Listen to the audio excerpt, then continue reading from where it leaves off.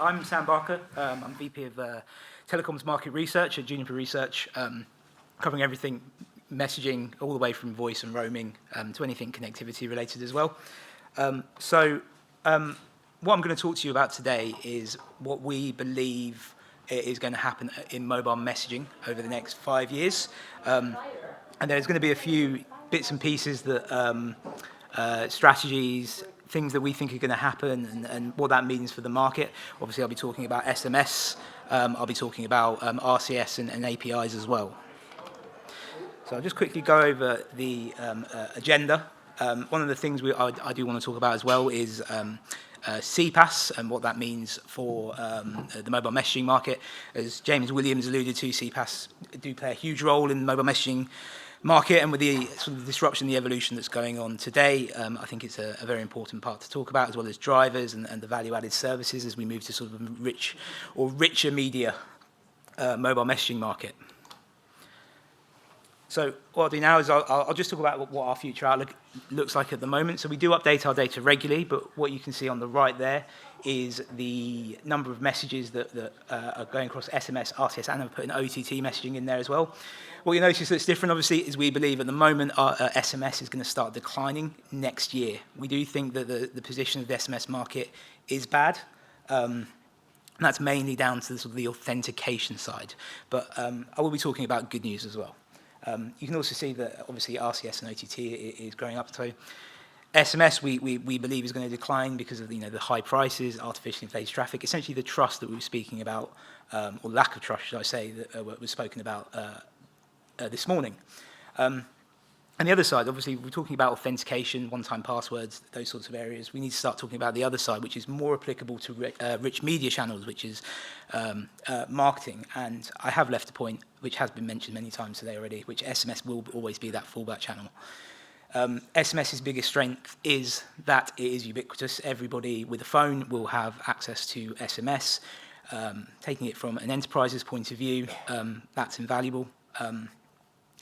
Going back 5 years, you might have looked at RCS and OTT business messaging when they were in their sort of nascent states. It really was viewed back then that RCS and OTT would grow. It's not grown as quickly as it did, or as we thought it would.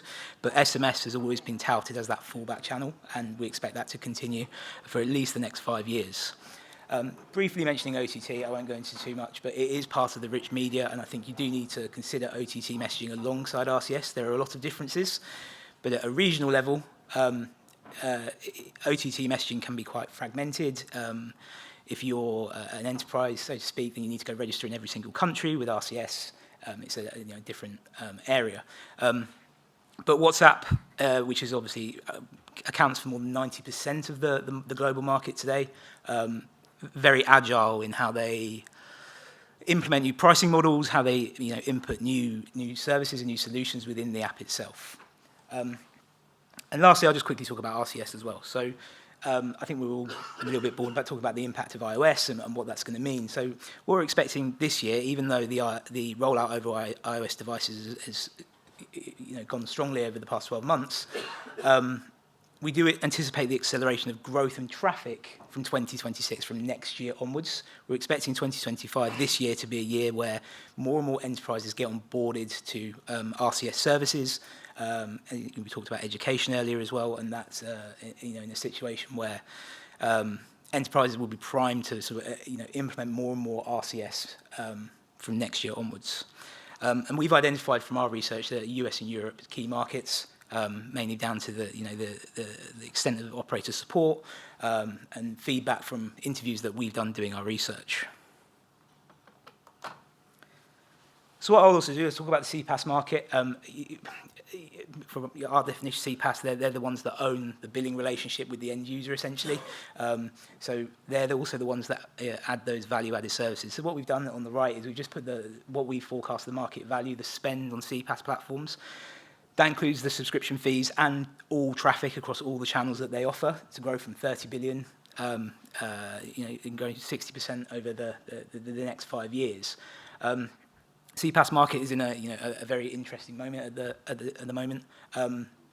The rich media channels for RCS, OTT, they've been supported for a number of years, and feedback that we've got from our interviews is that even though at the beginning larger enterprises were the most interested in it, now we're seeing more and more commercial use cases from SMEs as well. And yet, yeah, going back again 5 years, talk about SMS. The CPaaS players have begun to pivot. In sort of 2020, it was very much SMS with a few value-added services, a few extra channels. They were competing on what channels they could offer. Today, what they compete on really is the value-added services that they offer for the rich media solutions. I think agentic AI has not really been mentioned a lot at the moment today. But it certainly was a buzzword at the beginning of the year. But I'm now speaking to companies that offer agentic AI, and they're telling me that they can give real-world returns on their investment into agentic AI even today, which I find absolutely incredible.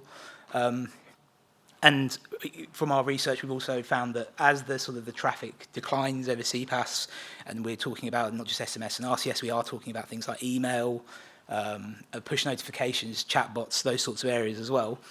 We're expecting the proportion of the CPaaS market value attributable to those channels, just the traffic, to go down, and the value of those rich media services to go up. Essentially, enterprises using CPaaS are going to be paying more and more for the solutions rather than the traffic itself over the next 5 years. And again, we talk about rich media as well. Rich media has been one of those channels that, with RCS, for example, last 2 or 3 years has seen substantial growth. RCS, I remember when it was called Join all those years ago. It was a technology that didn't really ever meet its promises, and now it does seem like it's getting there. There are substantial involvement from all levels of the ecosystem, which I think is very important. One of the points I've mentioned is branding. I mean, we've talked about branding quite a lot today, so I won't go into too much detail. But you can look at the voice channel and what that in the US over the last few years, and you can look at the caller ID scenario and what that's done for the voice channel in the US. The ability for, very similar to RCS branding, an enterprise will go to a third party to validate their enterprise, and when that company rings your phone, it will say it's definitely this company, and call rates have gone up substantially. Had a huge benefit to the healthcare industry in the US. And it just goes to show exactly how branding can help with mobile communications. Obviously, we talk about verification as well. And the other side is conversational commerce, but conversational AI, really. Again, we've studied the conversational AI element very extensively over the last few years. I think agentic AI is the next step. Instead of moving forward from large language models and even small language models to for communication, but moving to agentic AI, which is going to enable automated customer subscription management, the ability to not just for a chatbot to say, I want to add this to my subscription, putting you through to a human agent. Agentic AI will just make that change for you as well. So one of the things I do want to talk about is not just the value-added services, but the way we see the mobile messaging market going, mainly CPaaS, is you can split it, the vast majority of traffic, into 2 sections: authentication and marketing. Really, it should be authentication and notifications, the simple messages you get. So, one-time password or a notification reminding you for a healthcare appointment could fall into the first category. So multi-factor authentications and OTPs, it's primarily one-way traffic. It's not conversational. It's essentially what we've seen over SMS for the past few years. The monetization is a simple price per message. But there's been no evolution of SMS over the last few years, and that has an impact on what enterprises can do with the technology.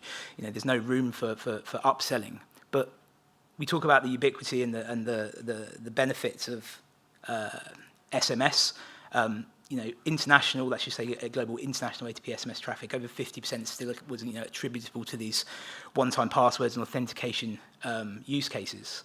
So, as mentioned before, SMS, from our point of view, people who are heralding the death of SMS are still today, we believe, premature in what they're saying. I don't think SMS is going to go away. It is going to be that ubiquitous fallback that everybody is still going to demand, whether they realise it or not. But the other side is marketing.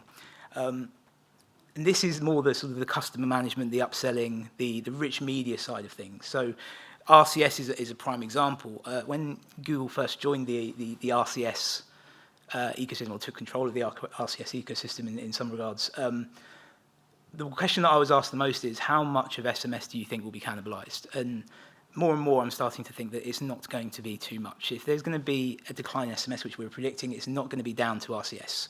The growth of traffic over RCS channels is going to come from new use cases, or use cases from websites, apps, or from email, not necessarily from stuff that can be sent over SMS. So it's not obviously just RCS. There are obviously quite a number of channels out there that enterprises can use. One of the things that we are always staying on top of is we will take things not just from the point of view of a CPaaS player or a carrier or an operator or an enterprise. We'll take it from as many stakeholders that are in the market as possible. And from an enterprise's point of view, more and more, it's not necessarily about, as discussed earlier, an RCS-driven approach or an SMS-driven approach. I don't even think from a company's point of view, it's a certain technology-driven approach. It's a use case-driven approach within each company. So you still might have one-time passwords being sent over SMS, but the same company still might be using or will use RCS for the marketing and the rich media use cases that people are going to start using. And that gives more scope for upselling and attracting new customers. But I think when we talk about attracting new customers, the thing that is most important is when it comes to mobile messaging, the growth of new clients, new companies that you're going to onboard to SMS or whatever channel you're doing is quite a lot of the large enterprises these days have been using it for years. If you want to be starting to attract new customers, you need to start looking at the SME market. The SME market, whilst obviously the number of messages they're going to demand is small, in the aggregate, it is obviously going to help grow the market quite significantly. But that brings me on to the next point, which is more platform services, more value-added services. An SME might not have within their capabilities the ability to manage rich media campaigns. That's why we're seeing more and more of these campaign management tools being launched over CPaaS players, and CPaaS players then targeting SMEs, essentially selling their services based on that particular platform as the market moves. And we talk about RCS monetization models over the last few years. Quite a lot were put out there, the access-based model, service-based model. But one of the ones that always caught my eye was the call-to-action model. If somebody buys something through an RCS platform, does the mobile messaging vendor get a cut of what that spend is? And I think as we move more towards rich media, and I think retail is going to be a huge market for RCS, I think that call-to-action model is going to be one that's going to be explored more and more. There's lots of elements and lots of layers to how that's going to be implemented and verified and measured, but I think from an RCS vendor standpoint, I do think within 5 years, it's going to be something that larger retailers are going to be offering. So I've just put some bullet points down on 4 things that I think are going to be probably quite important to note over the next 5 years. Obviously, I'm not going to go over campaign management tools because that was something we've just been over. Optimizing campaigns for not just advertising, marketing, retail campaigns, those sorts of areas. It's something that SMEs are going to demand more and more. Personalization, audience segmentation, the areas that some CPaaS players do now. Customer data platforms were a huge area a few years ago, and the ability to personalize ads, agentic AI is going to play a huge role in this personalization. I think the term hyper-personalization comes to mind as well. So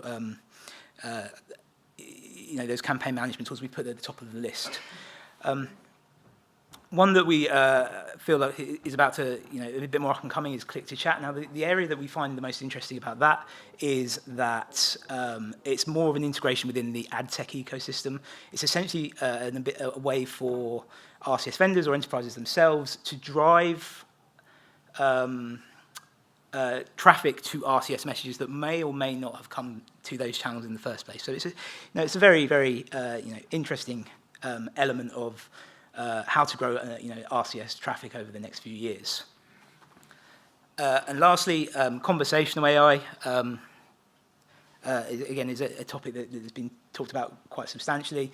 Obviously, we're all familiar with large language models and OpenAI and what that has done and how that is being impacted within chatbots. We've moved far away now from scripted chatbots more to the more AI-based models, and we're not even that concerned anymore about AI hallucinations. And I'm sure you've all heard the story of the US where somebody went onto a chatbot about 6-7 years ago and asked the chatbot, "Can I have a $60,000 car for $1?" It said yes. He went to court and he got the car. So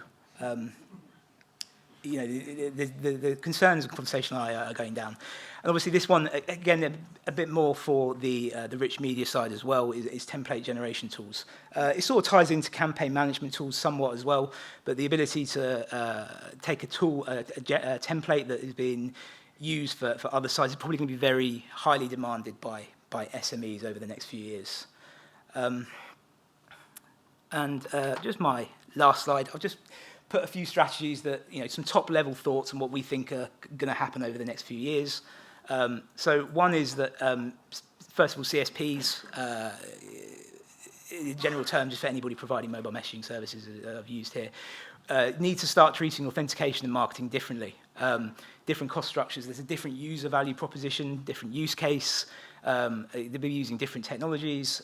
One of the things that we have spoken to when we had interviews with CPaaS players and mobile messaging vendors is quite a lot of the new companies that they're onboarding now, the initial request comes from a marketing department rather than operational department. They're looking for the rich media side. If you're looking for growth of mobile messaging in general, it is going to come from those sorts of areas. And then obviously authentication. We are predicting a decline in SMS, but I will sort of caveat that with the fact that obviously the mobile messaging market's changed drastically in the last 2 years. It's constantly changing, but Juniper Research takes our data from, we looked at the whole authentication market, the demand for authentication. That is obviously not going to go away. But we've looked at all the channels that it could go over, whether that be SMS, it could be RCS, it could be APIs, it could be OTT, it could be QR codes, it could be a number of different channels. And we've looked at how we think each of those are going to grow and how much of that is going to be taken away from SMS. And that has led to the decline in what we think is going to happen with SMS. Secondly, the CSP's Department of Customer Data Platforms. I think as rich media grows and more enterprises are using the marketing campaigns, hyper-personalization is going to be a big topic for what these guys do over the next 2 or 3 years. Personalized ads, personalized upselling, all underpinned by AI. And obviously collecting more data from these conversations. As these conversations become more and more prevalent, people using chatbots or AI agents, as I think people call them now, more and more data can be collected, and that can improve the efficiency of them. Again, I am quite stunned by how quickly agentic AI has grown, speaking to companies and the demonstrations that I've seen over the past 3 or 4 months. It has moved very, very quickly. And platforms that supporting technology. So click to chat is obviously one that we've discussed today. It is one that we think there are many layers to an ecosystem that need to be set up. I think advertising as a general rule, as a market, has experienced substantial growth over the last few years, mainly because it has that way to attribute ads to purchases, and that's led to a very highly valuable proposition for retailers and anybody who's advertising essentially. And obviously CPaaS originally focused on the outbound communications. Obviously now with two-way messaging and rich media, services and development is going to focus on merging the two of inbound and outbound communications. And lastly, I know the next session is all going to be about network APIs, so I will keep this short and sweet. But APIs will play a substantial role in mobile messaging growth. What I mean by that is the APIs are replacing authentication. From a point of view of an operator, if they have APIs, they have SMS. We do think that APIs are probably going to be the technology that will take the vast majority of the SMS authentication traffic away from the channel. That's because APIs are more comprehensive, they're a bit more robust, they're less prone to social engineering, and we've seen in Europe at the moment that APIs are steadily growing, and we expect that to continue over the next few years. We expect expansion into North America and in some Asia-Pacific markets as well. But yeah, that's my presentation. That's it. I've just put some contact information up there.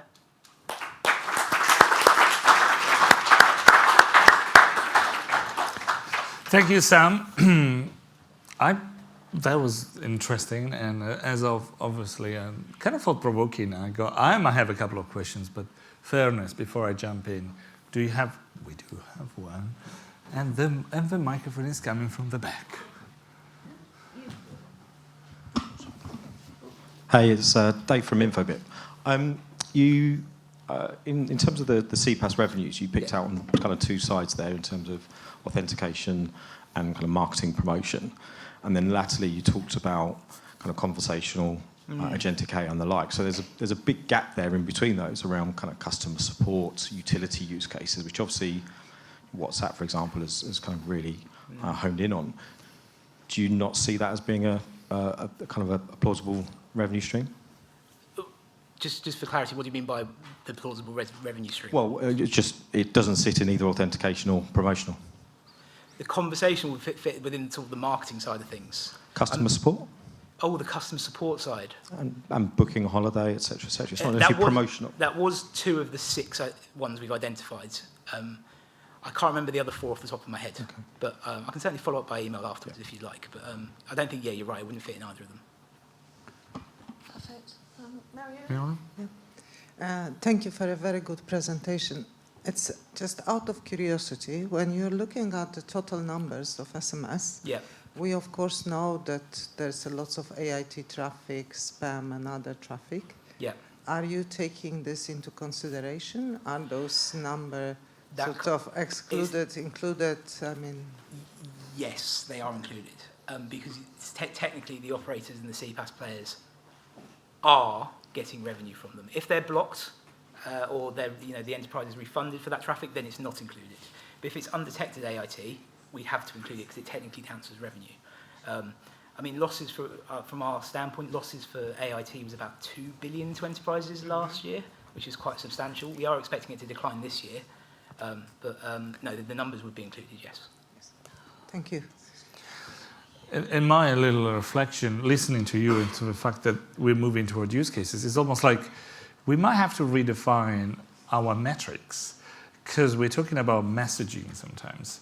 But isn't it authentication? We should count a telco API. It's not a message, but it's now mentioned as a something where we complement. We'll talk about it later. OTT and RCS are, but then what else is out there? Should we? Your last point there, the strategy was trying to focus within the use cases itself. Does it mean that you're going to change your forecast from now on? Are we going to be talking about not counting messaging, but counting authentications or marketing interaction from now on? It's a very interesting point because as part of our product portfolio, we do have a messaging topic, and we are thinking about covering the other areas within messaging. Because messaging, sometimes, from our point of view, people immediately think of messaging and think SMS, especially over the last few years. If you're not in the market, obviously, if you're in the market, you will consider RCS and other areas as well. But it's not just going to be about SMS, RCS, and even OTT. We might have to start thinking about the agentic AI and AI agents. You might need to start thinking about the network API, specifically the SIM swap, KYC, and number verify APIs, because they're all having a big role to play within what messaging does, and most importantly, from our Juniper researchers' point of view, how players in the messaging market make money. Exactly. And which are great sell for me point tomorrow, identity and wallet. We look at things in a different perspective, and surprisingly, still the same topic. We look at authentications as identity, and all of a sudden, it's the same topic, but seen from a different perspective, defined in a different way. We do not have time, but we'll squeeze in one more question. It's from Nick, so I think it's... thank you, Dario. Hi, Sam. Hello. Could you just give me your view on the sort of penetration of businesses using SMS services? I've heard from other businesses, analysts, saying that there are lots of businesses out there just don't use these types of services. Do you see that as well from Juniper's side? I couldn't put a figure on it. I know it would be low. The main reason is part of our methodology for anything is, if I'm being honest, is when we're forecasting is how big could a market actually get? Not realistically get. If we're taking all common sense out the window, how big could the market get? But we did include which sort of businesses would realistically use it. We did consider that. If you think of a one-man band plumber, they're not going to be using a CPaaS or a thing like that. And less than 1% of the companies in the world are what we consider a big company, which is why the message I was making about SMEs being the next, an important part of CPaaS growth or mobile messaging growth, is that more and more companies will start to use it. But if you press me to put a number, penetration rate, I'd say probably less than 1% of companies in the world. But that's because there are so many, less than 1%. Wow. But that's just because there are so many companies that are registered companies that are 1-2 people or a sole trader. It's not a great metric, if I'm honest. Yeah. Potential, huge potential, right? It could be potential. I mean, I think more and more companies will start using CPaaS more for the rich media side of things. I think if you're a smaller company and you want to do notifications, you're going to use email because it's free. But as the rich media side comes along, mobile communications have a much higher open rate, much more engagement, and I think CPaaS, there'll be a shift in how small a company that's using CPaaS it can be. Well, that's all for today, but I'm sure we'll continue our conversation later on and in the evening as well, while we have drinks. Thank you, Sam. Thanks again.